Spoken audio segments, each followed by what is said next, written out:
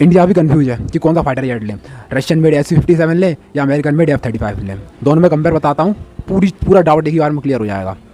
सुनो, इंडिया के पास वैसे 3 ऑप्शन है, या तो अमेरिका, रशिया, नहीं तो इंडिजीनियस AMCA। AMCA जो है वो आपका 2030-2035 में जाके तैयार हो पाएगा, लेकिन तब तक जो है चाइना पकड़ा देगा अपना J-20 माइटी ड्रैगन, किसे, पाकिस्तान को। तो उस टाइम के लिए इंडिया को एक 5th जनरेशन एयरक्राफ्ट की बहुत ज़्यादा नीड है। हमारे पास राफेल है, वो 4.5 जनरेशन है, तो अभी वो रेलिवेंट नहीं है। ठीक है, 5th जनरेशन के लिए या तो US या फिर रशिया, 2 ही ऑप्शन है हमारे पास।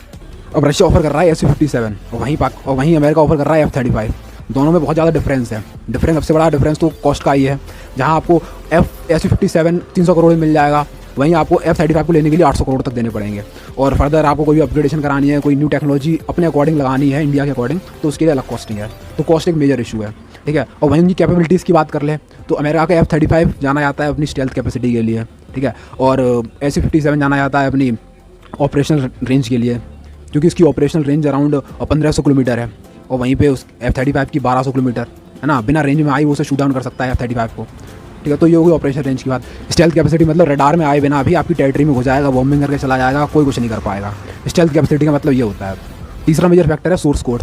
रशिया अपने सोर्स कोड ऑफर कर रहा है, ठीक है, और वहीं पे अमेरिका कोई कुछ ऑफर नहीं कर रहा। ठीक है, अब सोर्स कोड का क्या मतलब होता है? सोर्स कोड का मतलब होता है अगर कोई भी कंट्री उससे सोर्स कोड ऑफर करता है तो इसका मतलब उसका मेंटेनेंस, रिपेयर, और अगर आप कोई भी चीज़ उसमें अपग्रेड करना चाहो तो आप अपने अकॉर्डिंग कर सकते हो। ठीक है, अब राफेल की बात कर लें, फ्रांस ने सोर्स कोड नहीं दिया, उसमें हम लोग अपने ब्रह्मोस नहीं ला सकते। ब्रह्मोस को लॉन्च करने के लिए आपको SU-30 का ही यूज़ करना पड़ेगा। ठीक है, MKI SU-30 MKI अभी पाकिस्तान में जो बॉम्बिंग हुई है, ठीक है, ब्रह्मोस दागे गए हैं, तो वो SU-30 MKI से ही दागे गए हैं। और अगर सोर्स कोड मिल जाते हैं तो राफेल में ही ब्रह्मोस लग जाती। तो इसका मतलब अपने अकॉर्डिंग आप कोई सी मिसाल इसमें फिट कर सकते हो अगर सोर्स कोड मिल जाते हैं तो वो सोर्स कोड देने के लिए भी रशिया पूरी तरह से तैयार है।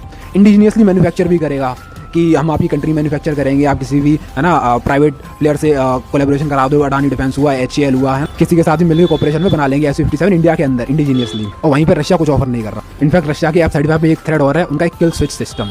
अब किल स्विच सिस्टम क्या है, ये बहुत इंटरेस्टिंग है। किल स्विच सिस्टम एक ऐसा सिस्टम है जिसकी वजह से जो फाइटर जेट आपकी कंट्री में वो पूरी तरह से अमेरिकन कंट्रोल में होगा।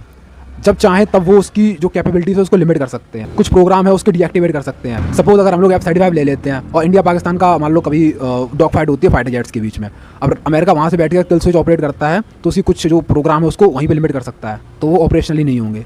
तो कहीं ना कहीं कोई भी कंट्री ऐसा सिस्टम नहीं चाहता, तो ये F-35 की लिमिटेशंस हो गई। अब इतनी सब कुछ कंपेयर के बाद आप सोच रहे होंगे यार मतलब सबसे बेस्ट तो हमारा मतलब SU-57 है, रशियन मेड, ठीक है, क्यों F-35 के पीछे जाना?